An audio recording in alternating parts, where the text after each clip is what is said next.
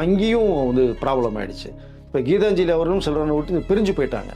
Divorce அடுத்த கட்டம் divorce. இப்போ அதற்குள்ளே ரேட் கேட்குறாரு, நீ அண்ணன்னா வீட்டுக்கு வா, பேசி ஏதாவது செலவு பண்ணணும்னா வாங்கிக்க, இந்த படம் பண்ணுற பிஸ்னஸே இருக்கணும்னு சொல்லி தனுஷு டோட்டலாக கட்.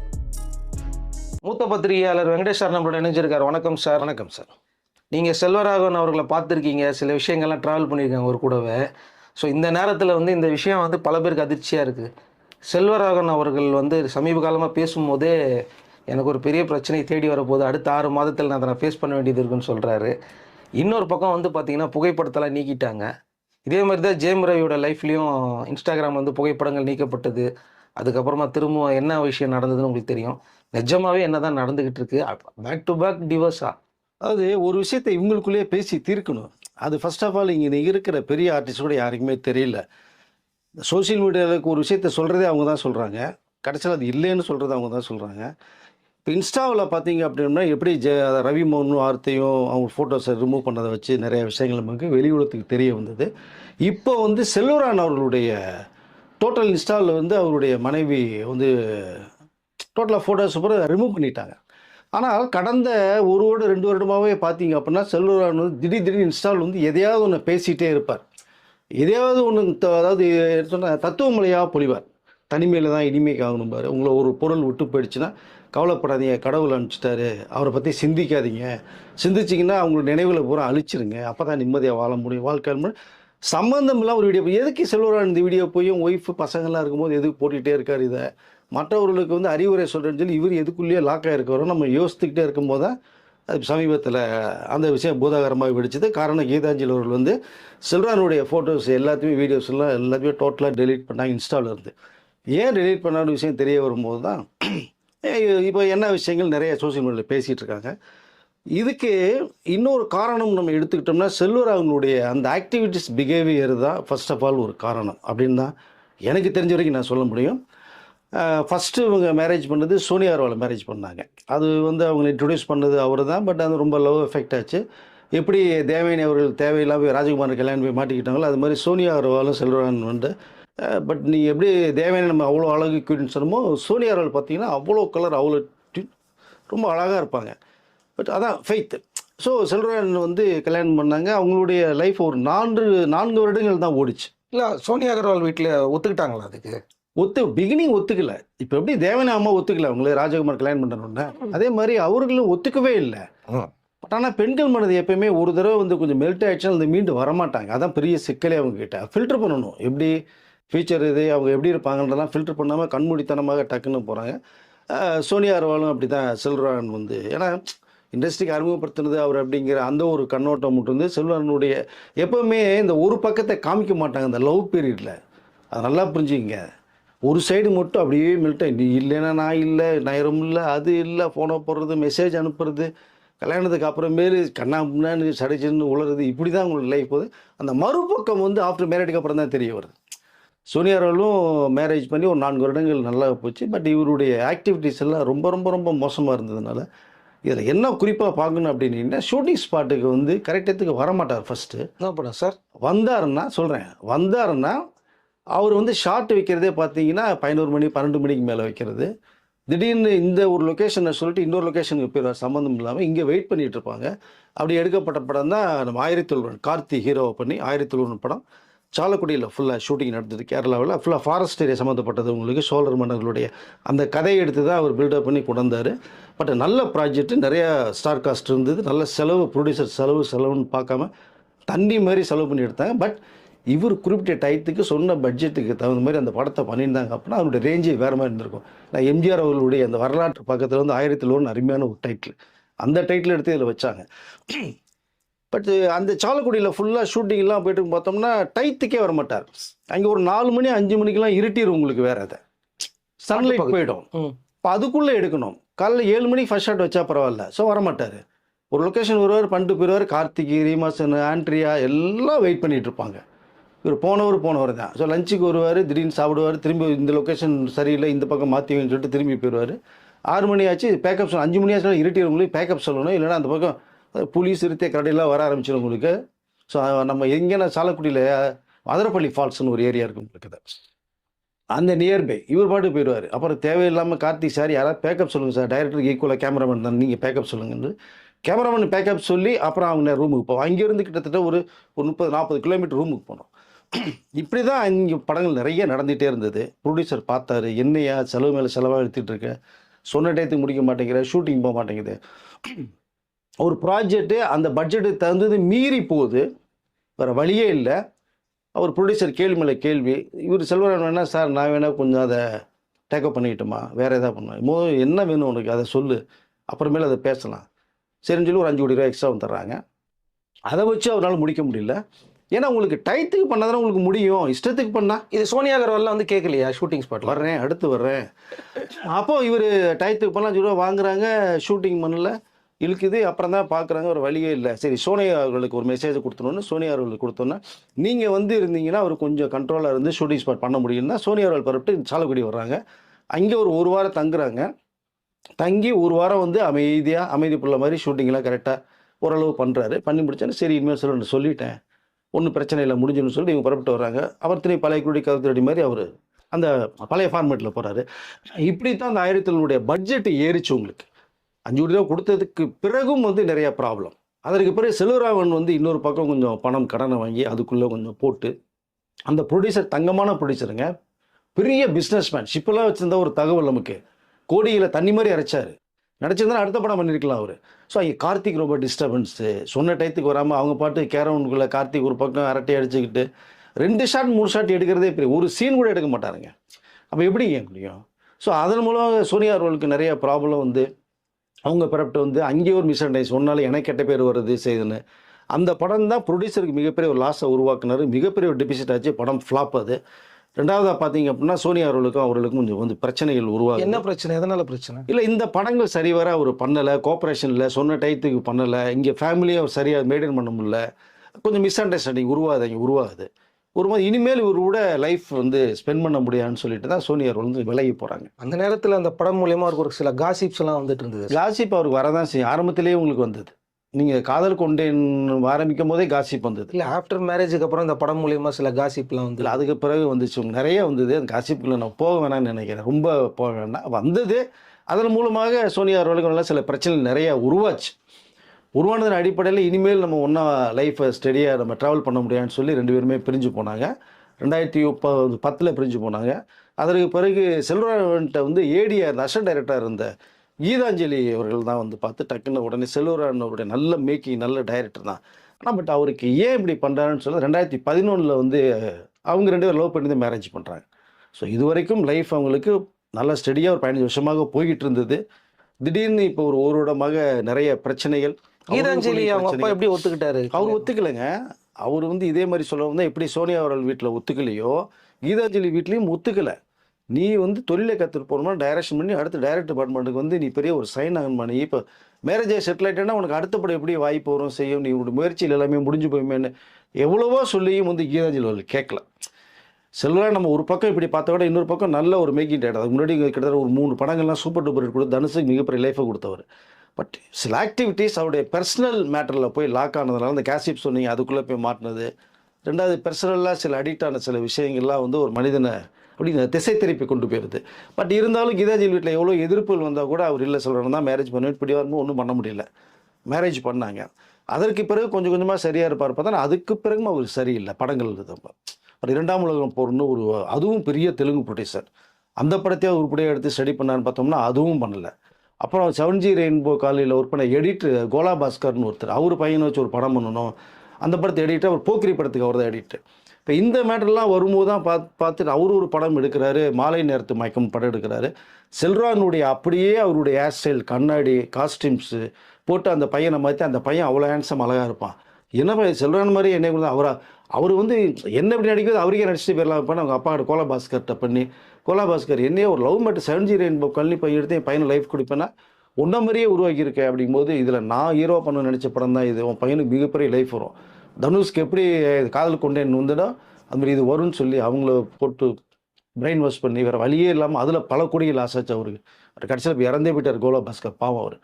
ஸோ இந்த பையனும் பெரிய அளவில் சைன் பண்ண முடியல அந்த ஒரு படத்தோட சரி அவன். அதற்கு பிறகு பார்த்தீங்கன்னா இரண்டாம் உலகம்னு சொல்லி நம்ம ஆர்யா அனுஷ்கா வச்சு பிரம்மாண்டமாக தயார் பண்ண அந்த படம் வந்து ஒரு 2 நாள் கூட ஓடலை அந்த படம். ஸோ இவ்வளோ ப்ராப்ளம் ஏன் இவ்வளோ ஏங்க 7G ரெயின்போ காலனி வந்த பீரியட் அப்போ மிகப்பெரிய ப்ரொடியூசருங்க அவர். அந்த ப்ரொடியூசர் வந்து இன்னொரு மிகப்பெரிய ஒரு ஹீரோ வச்சு ஒரு படம் பண்ணுறார்.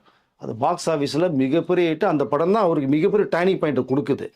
ஸோ இவர் என்ன பண்ணிட்டாரு, okay 7G rainbow colony super hit கொடுத்துட்டாரு, நம்ம பேனரில் தயார் பண்ண அந்த படம் ஒரு சூப்பர் பாக்ஸ் ஆஃபீஸ் ஹிட் வருதும் போது இந்த டைரக்டரையும் அந்த ஹீரோயை வச்சு நம்ம ஒரு ப்ராஜெக்ட் பண்ணால் இன்னும் நல்லா இருக்கும்னு சொல்லிட்டு அவர் ஐடியா பண்ணுறார் ப்ரொடியூசர். இதுக்கு ஒரு மீட்டிங் ஏற்பாடு பண்ணுறாரு. இவர் நேராக போகிறாரு, அந்த மாஸ் ஹீரோ கிட்ட உட்காந்து ஒரு சிட்டிங் பண்ணுறாங்க, பேசிகிட்டு இருக்காங்க. இவர் போனால் ஒரு கதையை சொன்னோமா, டேட்டா கேட்டோமா, எப்போ சார் பண்ண படத்தை ஆரம்பிப்பான் அப்படின்னு இல்லாமல் அந்த ப்ரொடியூசர் மிகப்பெரிய ப்ரொடியூசர், தமிழ்லையும் தெலுங்குலேயும் டாப் ப்ரொடியூசர் அவர். பண்ணுவோமா அப்படின்னு இல்லாமல் அந்த ஹீரோ கிட்ட போய் தேவையில்லாமல் அவர் நடித்த பழைய படத்தில் வந்து நீங்கள் ஃபாரின்லாம் போனீங்களே எப்படி சார் இருந்தது, இதாக இருந்தது, அப்படியா இருந்தது, இப்படியான்னு சொல்லி நிறைய பர்சனல் கொஸ்டின்லாம் கேள்வி கேட்டு அவர் அப்படியே முகத்தை மாற்றி இவர் என்ன சொல்கிறதுனே தெரியாமல் ரொம்ப எமோஷனல் ஆகி முடிச்சோன்னே டக்குன்னு வச்சு வெளில வர்றாரு. ப்ரொடியூசர் வெளில வந்து கேட்டோன்னே என்ன சார் அப்படிங்கும்போது அந்த ப்ரொடியூசர் மிகப்பெரிய ஒரு அப்படியே தீயா எரிச்சிருப்பார். அந்த மாதிரி ஒரு பார்வை. சூப்பர் டூப்பர் ஹிட் படம் கொடுத்தவங்க அந்த ஹீரோவும் அந்த ப்ரொடியூசரும். இதடா இந்த ப்ரொடியூசரு இவரை வச்சு ஒரு படம் இவர் டைரக்ஷனில் ஒரு படம் பண்ணும்போது அது சூப்பர் ஹிட்டு. அதே ப்ரொடியூசரு இன்னொரு ஹீரோவை வச்சு படம் பண்ணும்போது அதுவும் சூப்பர் டூப்பர் ஹிட்டு. ஸோ இவங்க 2 பேரும் காம்பினேஷன் பண்ணி பார்க்கலாம். அந்த பெரிய ஹீரோவையும் நம்ம கம்பெனிலே பண்ண இந்த பெரிய டைரக்டரும் ஒரு படத்தில் இணைக்கலாம் அப்படின்னு முயற்சி. கரெக்டாக? எஸ், அந்த முயற்சியில் தான் 2 பேரும் சந்திக்க வச்சார். அந்த சந்திப்பில் போனால் அதுதான் சொன்னேன் நான், போனால் ஒரு ஹீரோவுக்கு ஒரு கதை சொல்லணும். கதை பிடிச்சிருக்கா பிடிக்கல. ஒருவேளை பண்ணியிருந்தாருன்னா நீங்கள் பெரிய எங்கேயோ ஏங்க பெரிய மாசு, அதாவது ஒரு செல்வரானுடைய கேரியர்லேயே வேற லெவலுக்கு கொண்டு போயிருக்குங்க. அப்படிப்பட்ட ஒரு இயக்குனர் தாங்க, மறுப்பதற்கெல்லாம் இல்லைங்க. அதை அந்த ஹீரோ சாதாரண ஒரு ஹீரோ கிடையாதுங்க, மாஸ் ஹீரோ. 2 பேரும் சேர்ந்து நல்லா இருக்கும். நீங்கள் ஏன் ஒருத்தருடைய பர்சனல் லைஃபுக்குள்ளே போயிட்டு நீங்கள் வந்து ஃபாரின் போனால் எப்படி சார் இருந்தீங்க, அப்படி தான் இருந்தீங்கன்னு கேட்டிங்கன்னா எப்படின்னாங்க அர்த்தம். அதுக்கு பயங்கர கோவம் வந்துருச்சு அவருக்கு. அது வந்து யாரை வச்சு கேள்வி கேட்டாங்கன்னு ஒரு விஷயம் வருது, அதில் தான் ரொம்ப எமோஷனல் ஆனார். ஸோ உன்னுடைய பர்சனல் மேட்டருக்கு நான் கிடைச்சேன்னா, அதாவது உன்னுடைய போதைக்கு நான் ஊறுகாயான்னு ஒரு பழமொழி சொல்லுவாங்க சவுத்தில், அந்த மாதிரி ஆகிப்போச்சு. அதை ரொம்ப எமோஷனலாக வெளில வந்துட்டார். அன்னியன் மாதிரி திடீர்னு அது செல்வரான் தான் அந்த அம்பி மாதிரி சில நேரம் இருப்பார், சில நேரங்கள் அன்னியனாக மாறிடுவார், சில நேரங்களில் ரெமோவாக மாறுவார். அவருக்குள்ளே ஒரு 3 கேரக்டர் வந்து அடக்கி வச்சுருக்காரு. ஸோ இது கேள்வி கேட்டோன்னா அவர் ஹீரோ ரொம்ப எமோஷனலாகி வெளில வந்துட்டார். ப்ரொடியூசர்கிட்ட என்ன சார் தேவையில்லாமல் கொண்டு வந்து வச்சுட்டு வந்தமா கதையை சொல்லிட்டு போக முடியல, பர்சனல் மெட்டர்லாம் போட்டு எடுத்துகிட்டு இருக்காரு. இது எனக்கு இதெல்லாம் உடன்படியாது, அவர் வச்செல்லாம் பண்ண முடியாது, இது லாங் ப்ரொடக்ஷனு, ட்ராவல் பண்ண முடியாது, தேவையெல்லாம் மாட்டிக்காதுன்னு சொல்லிட்டு அவர் போயிட்டார். அந்த படம் நடந்ததாக வேறு மாதிரி இருந்திருக்கும். ஸோ இந்த மாதிரி நிறைய பிரச்சனைகள் வர வர வர போகும்போது ஒரு வழியே இல்லை. திரும்பி தனுஷ்கிட்ட டேட் கேட்குறாரு.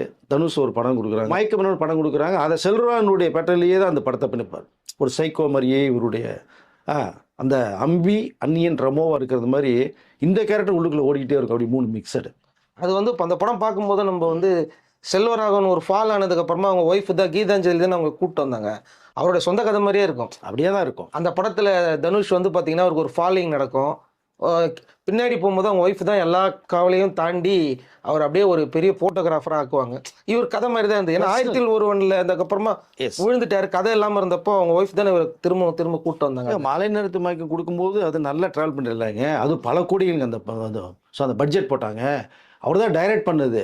இவர் பண்ண டென்ஷன் டார்ச்சரில் ஷூட்டிங் வர மாட்டார், சொன்ன சீன் எடுக்க மாட்டார். கோலா பாஸ்கர் என்ன பண்ணிட்டாருன்னா இந்த படமே பண்ண முடியான்னு சொல்லி ட்ராப் பண்ணிட்டார் இடையில, வேணான்னு சொல்லிட்டு. அவர் நடித்தது ஒரு 7G ரெயின்போ காலனி, இவரும் பையனை ஹீரோவாக்க வரணும்னு தான் அவர் பிளான் பண்ணுது. அதுக்கு பிறகு செல்வரான் நீ டைரக்ட் பண்ணால் நான் படம் பண்ண முடியும்னு சொல்ல போனதுக்கு பிறகு தான் கீதாஞ்சலி அவங்க கையில் எடுக்கிறாங்க அந்த படத்தை. அந்த படத்தை மேற்கொண்டு டைரக்ட் பண்ணது கீதாஞ்சலி தான். இப்போ டைட்டில் கார்டில் டைரக்ஷன் கீதாஞ்சலி தான் வரும். ஆமாம், கேள்விப்பட்டேன். அன்றைக்கி பரபரப்பாக பேசப்பட்டது அந்த விஷயம். அவங்க டைரக்ஷன் தான் பேர் வரும். ஸோ இவர் ரொம்ப எவ்வளோ தான் ஒரு மனுஷனுக்கு கோஆப்ரேட் பண்ணுறது, பிரச்சனை சரி ஓகே அவங்க டைரக்ட் பண்ணாங்க வந்துச்சு. அடுத்து இது தனுஷ் ஒரு போய் இவர் வந்து எப்படியா செல்வராகவன் போய் கெஞ்சி கூத்தாடி ஒரு படம் வாய்ப்பு விட்றான், நான் படம் முன்னே திரும்பி வருவேன்னு சொன்னபோது தான் தனுஷ் வாய்ப்பு தட்டாரு. அந்த படத்தை நல்லா பண்ணியிருக்கணும்ல. அது பண்ண 2ஆம் உலக போரில் மயக்கம் என்ன மாலை நேரத்து மயக்கம் பண்ணல. அண்டு இந்த படம் தனுஷ் படமும் பண்ணல, எல்லாமே ஃப்ளாப் ஆகுது. சூர்யா வந்து இவருக்கு ஒரு இறுதி வாய்ப்புன்னு ஒன்று கொடுத்துருந்தாரு. அது வந்து பெரிய அளவில் எல்லாரும் எதிர்பார்த்துக்கிட்டு இருந்தாங்க. சூர்யாவும் செல்வராகவும் இணைய போகிறாங்க. அதுவும் இல்லாமல் பிரிஞ்சிருந்த யுவன் சங்கர் ராஜாவும் உள்ளே வராரு, அவர் ஃபேவரட்டான கேமராமேனும் உள்ளே வராருன்னப்போ இந்த எதிர்பார்ப்பு எப்படி தூள் ஆக்குனார் அவர்? இல்லை சூர்யா வந்து செல்வராஜ் மேல மிகப்பெரிய நம்பிக்கை வச்சு ஒரு நீங்கள் சொன்னது மாதிரி ஒரு லைஃப் கொடுப்போம் அப்படிங்கிற ஒரு தாட்ஸ் தான், இன்னும் நல்ல இயக்கணும்னு சொல்லி.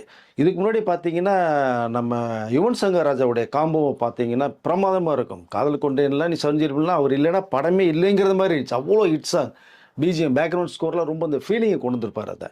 ஸோ நல்ல கேமராமேன் அவரையும் யூஸ் பண்ணாரு அப்படின்னா இவர் பண்ணுற நிறைய ப்ராப்ளங்களுக்கு அவங்களுக்கு பெரிய மைனஸ் ஆகுங்க. கூட்டணி கேமரா பிரிஞ்சிடுச்சு. கூட்டணி பிரிஞ்சுது. யுவன் சங்கர் ராஜா வேணாம் செல்வான்னு சொல்லிட்டு அவர் வெளில போனார், கேமராமேன் வெளில போனார். நல்ல ஒரு காம்பினேஷன் வந்து உடைச்சதே இவர் தான், செல்வராஜன் தான். அப்போ நீங்கள் இதெல்லாம் மீட் பண்ணால் சூர்யா வந்து வேண்டாம் திரும்பி செல்வராஜன் வாய்ப்பை தருவோன்னு தான் ஒரு படம் கூப்பிட்டு கொடுக்குறாரு. இவங்களெல்லாம் சேர்க்குறாரு. அதான் அந்த வாய்ப்பு தர்றாரு. மீண்டும் அதே கூட்டணி பிரிஞ்சு போன கேமராமேனு யுவன் சங்கர் ராஜா உள்ளுக்குள்ளே கூப்பிட்றாரு. சூர்யாவுடைய முயற்சினால தான் இந்த காம்பினேஷன் திரும்பி ஒன்று சேருது. அப்போ நல்லா பெரிய பட்ஜெட்டில் தான் இந்த படம் உருவாது. நிறைய ஸ்டார் காஸ்ட் இருந்தது. சொன்ன அந்த நாட்களோடு அதிகமாகவே சூர்யா எடுத்துக்கிட்டார் பண்ணலான்னு. ஆனால் நிறைய ப்ராப்ளம், செலவு அதிகமாக போகுது. அப்போ என்ன காரணம் ஏன் அப்படின்னு கேட்கும்போது பார்த்தோம்னா செல்வராஜன் வந்து சொல்கிறது ஒரு சீன், எடுக்கிறது ஒரு சீனாக மாறுது. அப்போது அந்த படத்தில் நீங்கள் பர்டிகுலராக பார்த்தீங்கன்னா ஒரு பிரச்சாரம் சம்மந்தப்பட்ட ஒரு சீன் மிகப்பெரியதாக வரும். அதில் ஒரு 20-40 பேர் இருந்தால் போதும் அப்படிங்கிற மாதிரி சொன்னார். ஸ்பாட்டுக்கு வந்தோன்னா பார்த்தீங்கன்னா ஒரு 200 பேர் வேணும் அப்படின்னா எப்படி முடியும்? நீங்கள் உடனே 200 சம்பளம் பேசணும், பேட்டா கொடுக்கணும் போது செலவு ஆகுது அதிகமாகுது. அது அந்த சீன் எத்தனை நாள் எடுக்க போகிறாருன்னு அது வேற தெரியாது. நீங்கள் இனி கும்பல் சேர இவர் ஒரு சீனை வந்தே இப்போ 8 ஷாட் பிரிப்பாங்க. அதுலேயே 3 ஷாட் எடுத்துட்டு மீதி 3 ஷாட்டை மறுநாள் வைக்கிறவர். அப்புறம் எப்படி ஒரு நாளைக்கு 2 சீன் முடிச்சுன்னு எப்படி போடுவார்? பட் அதுக்கு வந்து இவனால் முடியல. இந்த சீனு மிகைப்படுத்தப்பட்டு மெம்பர்ஷிப் அதிகமாகுது. சரி ஓகே படம் பண்ணியாச்சுன்னு சூர்யாவும் கேட்குறதா தர்றாங்க, திரும்பி தராங்க, திரும்பி அதிகப்படுத்த போகுது. அப்புறம் இங்கே டைட் பண்ண தான் செய்வாங்க. ஒரு கம்பெனி வந்து ஒரு லிமிட்டுக்கு போனால் டைட் பண்ணுவாங்க. அப்போ இவர் என்ன பண்ணால் திடீர்னு தலை வலிக்குது, வயிற்று வலிக்குதுன்ட்டு போயிடுறது, கோச்சிக்கிட்டு போய் நம்ம கேட்டதை தரலன்னு. அப்புறம் திரும்பி ஒரு எப்போ வர்றாரு அப்போ தான் வரும்.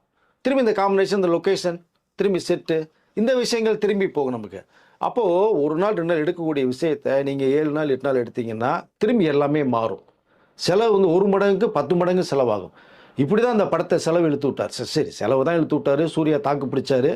ஓகே, நீங்கள் படத்தையாவது ஒரு வெற்றிகரமாக படமாக கொடுத்தீங்களா? நீங்கள் சூர்யாவை டோட்டல் டவுன்ஃபாலாக கொண்டு வந்து நிப்பாட்டார் அந்த படம். ஸோ மிகப்பெரிய ஒரு ஃப்ளாப் ஆச்சு அந்த படம். இப்படி கேரியரில் பார்த்தீங்கன்னா எங்கே தனுஷ் பிரிஞ்சு போனாங்களோ, யுவன் சங்கர் ராஜா அந்த காம்பினேஷன் உடஞ்சதோ இவரோட டவுன்ஃபால் அப்படியே இறங்குது. மீண்டும் தனுஷ் டேட் கேட்குறாரு, நீ அண்ணன்னா வீட்டுக்கு வா, பேசி ஏதாவது செலவு பண்ணணும்னா வாங்கிக்க, இந்த படம் பண்ணுற பிஸ்னஸே இருக்கணும்னு சொல்லி தனுஷை டோட்டலாக கட் பண்ணிட்டேன். இப்போ தனுஷ் படமும் இப்போ வந்து இனிமேல் டேட்ஸே கிடையாது அவருக்கு. இதற்கு பிறகு தான் ஃபேமிலிக்குள்ளே சில பிரச்சனைகள் வருது, நிறையா வருது. இவ்வளோ பிரச்சனையில் ஒரு அடிக்ட்லேயும் போய் லாக் ஆகிறாரு அவர். ஸோ லாக் ஆகும்போது உடம்பு சரியில்லாமல் ஹார்ட் அட்டாக் வந்து அப்போல்லாம் அட்மிஷன் போட்டு மீண்டும் ரெக்கவர் ஆகி வெளில வந்தார். பட் நம்ம செய்கிற ஒரு தவறு அந்த குடும்பத்தை பாதிங்கிறது இவருக்கு தெரியல, நிறைய தயாரிப்பாளர் பாதிங்கிறது தெரியல. அவங்க அப்பாவே பெரிய தயாரிப்பாளர் தான். எதுவுமே தெரிஞ்சும் தெரியாத மாதிரி நிறைய தயாரிப்பாளர் அழிச்சிட்டாரு. பெரிய வந்து ஹீரோக்களை வந்து டோட்டலாக டவுன்ஃபால் வேஸ்ட் பண்ணிட்டார். இவருடைய கேரியரே வேஸ்ட் பண்ணிட்டார். சோனியா அவர்கள் பிரிஞ்சு போயிட்டாங்க. இப்போ கீதாஞ்சலியோட நல்ல ஒரு லைஃப் கேரியர் பண்ணி நல்லா அழகான ஒரு லைஃப் எடுத்து ட்ராவல் பண்ணிட்டு போயிருந்தாங்கன்னா பிரச்சனை இல்லை. இப்போ அங்கேயும் வந்து ப்ராப்ளம் ஆகிடுச்சு. இப்போ கீதாஞ்சலி அவர்களும் செல்வராஜனை விட்டு பிரிஞ்சு போயிட்டாங்க. டைவர்ஸ் அடுத்த கட்டம் டைவர்ஸ். இப்போ அதற்குள்ளே போகாத அளவுக்கு செல்வராஜன் வந்து பழையபடி ஏதாவது கீதாஞ்சலிகிட்ட பேசி காம்ப்ரமைஸ். ஏன்னா பசங்க இருக்காங்க, 3 பசங்களுக்கு லைஃப் இருக்கு. 3 பசங்களோட லைஃப் என்ன ஆகுறது? உங்களுடைய பர்சனலில் பார்த்தீங்கன்னா உங்களுக்கு வயசாகிடுச்சு. சும்மா 25 வயசு 30 வயசு கிடையாது. பசங்க லைஃப் ஒன்று பார்க்கணும். இப்போ தனுஷ் டைவர்ஸ் பண்ணிட்டு போனதுக்கு அப்புறமேல அவரும் நிம்மதியாக இருக்காருன்னா அவரும் நிம்மதி கிடையாது. கோடியில் சம்பளம் வாங்குறாரு, பூரா சுற்றுறாரு, ஆனால் வாழ்க்கையில் நிம்மதி இல்லைன்னு சொல்லிட்டு இருக்காரு தனுஷும். பணம் மட்டுமே ஒரு மனிதருக்கு வந்து நிம்மதியை தந்துடாது. ஸோ தூக்கத்தை தராது. பணம் இல்லாட்டினாலும் சந்தோஷம், வாழ்க்கையை நிம்மதியாக இருக்கும். அது செல்வரான்ட்டு மைனஸ். தனுஷுக்கு தான் மைனஸ்னா செல்வரானுக்கு இப்போ மைனஸ். ஸோ அதனால் பிரிஞ்சு போய் இப்போ இருக்காங்க. மீண்டும் சேருவாரில் சேர மாட்டாங்க. செல்வரான் அவுட்டாக தான் இருக்குது டிசைட். அதான் கடைசியாக என்ன படம் பண்ணுறாரு, அதன் மூலமாக ரெக்கவர் ஆகிறதுக்கு வாய்ப்பு இருக்கா? இல்லை sir, 7G rainbow colony part 2 எடுக்கிறாரு. இந்த பார்ட் 2லே சொன்ன டயத்துக்கு எடுக்கிறாரு அப்படின்னா அதுவும் கிடையாது. இப்போ ஒரு 70-80% தான் படம் முடிஞ்சிருக்கு. இன்னொரு 25% படம் பேலன்ஸ் இருக்குது. இதுக்கப்புறம் போஸ்ட் ப்ரொடக்ஷன் இருக்குது. என்ன செலவு சொல்ல போகிறான்னு தெரியல. அந்த கம்பெனி திணறாங்க திரும்பி. இல்லை பார்ட் 2 எடுக்க வந்தால் நீ திரும்பியும் வந்து இப்படி பண்ணால் என்ன அர்த்தம்? ஸோ அந்த படமும் முடியல. இதற்கு பிறகு வந்து அடுத்த வருஷம் ஒரு படம் வந்து பண்ண போகிறேன்னு வச்சுருக்காரு. என்ன தலைப்பு வச்சுருக்காரு? மெண்டல் மனதில் டைட்டில் வச்சுருக்காரு. இந்த தலைப்பே என்ன சொல்லுது உங்களுக்கு? இது என்ன சொல்லுதுன்னு எனக்கு தெரியல எனக்கு அதை. ஸோ மெண்டல் மனதில் தயாரிப்பாரா, டைரக்ட் பண்ணுவாரா, ஹீரோ பண்ணுவாரா என்னன்னு தெரியல. இதுக்கு அடுத்து பார்த்தீங்கன்னா வாய்ப்புகள் குறைய ஒரு நம்பி தயாரிப்பாளர் உள்ளே வரலும் போது ஆக்டிங் டிபார்ட்மெண்ட்டுக்கு போகிறாரு. சில படங்கள் பண்ணிகிட்ருக்காரு. அவருடைய லைஃப் மிகப்பெரிய ஒரு கேள்விக்குறியில் இப்போ இருக்குது.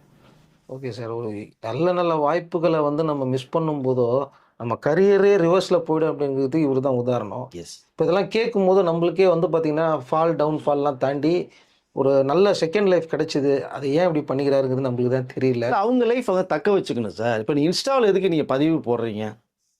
உங்களுக்கு பிடிக்கல அப்படின்னா 2 பேரும் ஒன்று பெரியவர்களை வச்சு நீங்கள் பேசுங்க, முடிவு பண்ணி டக்குன்னு பிரிஞ்சு போயிடுங்க, முட்டுருங்க. ஒரு பேசும் பொருளாக நீங்கள் ஆக்கும்போது நீங்கள் மிகப்பெரிய செலிபிரிட்டி. நீங்கள் எல்லாமே நீங்கள் சமூகத்துக்கு நல்ல விஷயத்த சொல்லக்கூடிய இடத்துல நீங்கள் இருக்கீங்க. உங்களுக்கு ரசிகர்கள் இருக்காங்க. அவங்களுக்கு ஒரு நல் வழி பாதையில் கூட்டு போகணும். அதுக்கு தான் நீங்கள் இருக்கீங்க. அப்போ நீங்களே சரியில்லைங்கும் போது நீங்கள் சரியாக இருக்குங்கிறது தான் நிறைய விஷயங்கள் பேசப்படுது இல்லையா? இன்ஸ்டாவில் நீங்கள் வந்து அந்த பதிவு ஃபோட்டோ வீடியோலாம் கீதாஞ்சலி அவர்கள் எடுத்ததுக்கு பிறகு எதுக்கு எடுக்கிறாங்க, என்ன காரணம்? அது டிவி சேனல்லாம் வந்துச்சு நியூஸ். அப்படிங்கிற ஒரு விஷயத்த வந்து கண்டிப்பாக பேசும் பொருளாக தான் அமையும். இதை தவிர்க்கவே முடியாது. ஆனாலும் நீங்கள் திரும்பி மீண்டும் ஒன்று சேர்ந்து நல்லபடியாக நீங்கள் வாழ்க்கையை வாழணும், மிகப்பெரிய படங்கள் இயக்கணும், உங்களுக்கு 3 பசங்க இருக்காங்கிற விஷயத்தை நம்ம சொல்ல வரோம் நமக்கு இதை. பட் அவர்களுக்கு தெரியாது, எதுவுமே கிடையாது. ஒரு கதை எழுதுகிறவர் ஒரு படத்தை கொடுக்கணும்னு தெரியாதா? தெரியும். ஆனாலும் ஏதோ ஒரு ஈகோ அந்த கிளாஸில் போய் தான் மாட்டிக்கிட்டு அப்படியே பிரிஞ்சு போயிருக்காங்க. நீங்கள் இன்ஸ்டாவில் வந்து செல்வரான் தத்துவ மலையாக நீங்கள் பொழிஞ்சிட்டே இருக்கலாம். தனிமையில் இனிமைக்காங்கிறேன், கடவுள் இப்போ அனுப்பிச்சிட்டாருனா போகட்டும். அதெல்லாம் வாழ்க்கை கிடையாது. இப்படி நீங்கள் சொல்லக்கூடாது. ஃபர்ஸ்ட் ஆஃப் ஆல் அப்போ உங்கள் ரசிகர்கள் என்ன பண்ணும்? உங்களுக்கும் ரசிகர்கள் இருப்பாங்க இல்லையா? ஸோ தனுஷுக்கு ரசிகர்கள் இருக்காங்க இல்லையா? அப்போ என்ன எடுப்பாங்க அவங்க? நீங்கள் சிறப்பாக ஒரு குடும்பத்தை பார்த்து சிறப்பாக இருந்ததுன்னா அவங்க நல்லா இருப்பாங்க. அஜித் என்ன சொல்கிறாரு? சூப்பர் ஸ்டார் ரஜினி என்ன சொல்கிறாரு? உங்கள் குடும்பத்தை பாருங்கள், மனைவி மக்களை பாருங்கள், நீ நல்லா இருக்கணும், நீங்களாக இருந்தால் நாங்கள் நல்லா இருப்போம்னு சொல்கிறாரு. இந்த வார்த்தை எப்படி இருக்குது? தனிமையில் இனிமை காணலாம், ஒரு பொருள் உங்களை விட்டு போயிடுச்சுன்னா நீ நிம்மதியாக சந்தோஷமா இருங்க, அலையாதீங்க, கஷ்டப்படாதுன்னு சொல்கிறது எப்படி? அது 1000ல் ஒருவன் ஷூட்டிங் ஸ்பாட்டில் கூட ரஜினி சார் போனார். அந்த ஷூட்டிங் ஸ்பாட் ரஜினி சார் போய் கார்த்திக்கு கூட ஆக்டர்ஸ்லாம் கொஞ்சம் நேரம் பேசிட்டு படம் பிரம்மாண்டமாக வந்து கேள்விப்பட்டேன் நான். இந்த படத்தை ஹிட்டு கொடுத்து செல்வரான் கொடுத்துருந்தாங்கன்னா செல்வரான் படத்தை ரஜினி சார் படத்தை வாய்ப்புகள் நிறைய இருந்திருக்கும் உங்களுக்கு. அதை அந்த வாய்ப்பையும் மிஸ் பண்ணார். எவ்வளோ வாய்ப்பு! ஏன்னா அப்போ தனுஷ்லாம் இருக்கார், ஐஸ்வர்யா தனுஷுக்கு இந்த அது மேரேஜ் ஆகிடுச்சு, 2 பசங்க அவங்களுக்கு இருக்குது. இப்போ அந்த காம்பினேஷன் இருக்கும். ஐஸ்வர்யாவே செல்வரானுக்கு ஒரு படம் பண்ணலாப்பான்னு சொல்லியிருப்பாங்க. அசிஸ்டண்ட்டாக கூட கொஞ்ச நாள் ஒர்க் பண்ணாங்களாம், கேள்வி பண்ணாங்க. அதனால தான் ரஜினி சார் வந்து ஷூட்டிங் ஸ்பாட்டுக்கு போனார், எப்படி மேக்கிங் பண்ணுறாங்க என்னன்னு தெரிஞ்சுக்கிறதுக்கு போனார். பட் அந்த படத்தை ஃப்ளாப் கொடுத்தாரு. இவருடைய மூவ்மெண்ட் சரியில்லைங்கும் போது ரஜினி சார் வந்து வேண்டாம், திரும்பி நம்ம போய் மாட்டிக்கூடாதுன்னா அந்த படம் வாய்ப்பும் அவருக்கு போச்சு. கிளைமேக்ஸை கூட சில நேரத்தில் சொன்னாங்க, கார்த்திக் வந்து இந்த 1000ல் ஒருவன் கிளைமேக்ஸை வந்து ஆமோதிச்சார் அப்படின்னாலும் சொன்ன உண்மைதானா? அவர் வேணான்னு சொன்னாருங்க, ஆமோதிக்கலைங்க. அதான் வேண்டாம் இருக்கு, வேண்டாம் கிளைமேக்ஸ் கொஞ்சம் மாற்றுங்கும் போது சில டைரக்டர் அடமெண்ட்டாக இருப்பாருங்க. நான் பண்ணுறது தான் படம், நான் சொல்கிறது தான் கிளைமாக்ஸு அப்படிங்கிற அளவுக்கு அடமெண்ட்டாக இருப்பாங்க. அப்படி தான் அது பண்ணது. அது அந்த சொல்கிற காலத்து நீங்கள் இந்த பாரம்பரியம் எடுக்கிறீங்க பண்ணுறீங்கன்னா அது வந்து எவ்வளோ பாரம்பரியமிக்க ஒரு விஷயத்தை நம்ம வந்து மக்கள் நம்பிக்கிட்டு இருக்காங்க. அதையாவது நீங்கள் தெளிவுபடுத்துறீங்களா? கிடையாது. மக்கள் அதாவது சொல்கிறேன் இல்லையா, அந்த கிளைமாக்ஸ் வந்து இவங்க ஃபிக்ஸ் பண்ணிக்குவாங்க. கொஞ்சம் நெகட்டிவிட்டியாக இருந்ததுனால மக்கள் ஏற்றுக்க மாட்டாங்க சார். எப்போவுமே நெகட்டிவிட்டியை நீங்கள் பாசிட்டிவாக கொண்டு போகணும் சார். எம்ஜிஆர் அவர்கள் நடித்தது எல்லாமே கிளைமாக்ஸ் பாசிட்டிவாக இருக்கும். நான் இந்த இடத்துல அந்த விஷயத்தை சொல்லிக்கல விரும்புகிறேன். நான் ஒரே ஒரு படம் மட்டுமே எம்ஜிஆர் அவர்கள் வந்து இறந்து போகிறது மாதிரி ஒரு அது கிளைமாக்ஸ் ஒரு படம் வருது. அப்போது எம்ஜிஆர் அவர்கள் கேட்குறாங்களா, இது ஒர்க் அவுட் ஆகுமா, மக்களை ஏற்றுக்குவாங்களா அப்படின்னு தெளிவாக கேட்குறாரு எம்ஜிஆர் அவர்கள். அங்கே டைரக்டரும் கதை பிரகாரம் இப்படி தான் சார் கொண்டு போகணும், இல்லை கிளைமாக்ஸ் மாற்றலாமே, மாற்ற முடியாது சார், கிளைமாக்ஸ் நீங்கள் இறந்து போகிறீங்க சார், இதுதான் சார் மேட்ரு. எம்ஜிஆர் உடன்பாடும் இல்லாமல் பண்ண படம் அது. சரி, இயக்குனர் சொல்கிறார், என்ன பண்ண முடியும் அப்படின்னு. அந்த படம் மிகப்பெரிய தோல்வியை சந்திச்சு. அந்த படத்து பேர் பாசம், நீங்கள் பாருங்கள். ஸோ அதனால் கிளைமாக்ஸுங்கிறது வந்து ஒரு பார்க்குற ஆடியன்ஸை வந்து தெம்ப வெளில நீங்கள் அனுப்பணும். அதுதான் பாசிட்டிவாக இருக்கும். இவர் நெகட்டிவாகவே பண்ணார், அதனுடைய விளைவுகள் நிறைய தோல்வியில் செஞ்சுட்டு வர்றார். ஸோ அவர் படத்தில் அவர் சரியாக கான்சன்ட்ரேஷன் பண்ணாத ஒரு பர்சனல் லைஃப்பையும் போய் பாதிச்சிருக்கு. கண்டிப்பாக சார். ஸோ நிச்சயமாக இதெல்லாம் இப்போ அந்த வீடியோலாம் பார்த்ததுக்கப்புறமா அவங்க 2 பேருக்குள்ளே பேசி ஷார்ட் அவுட் ஆகி சேர்ந்துட்டாங்கன்னா அந்த ஹாப்பியான நியூஸும் நம்ம போடுவோம். நிச்சயமாக சார். கண்டிப்பாக. Thank you sir. நன்றி சார்.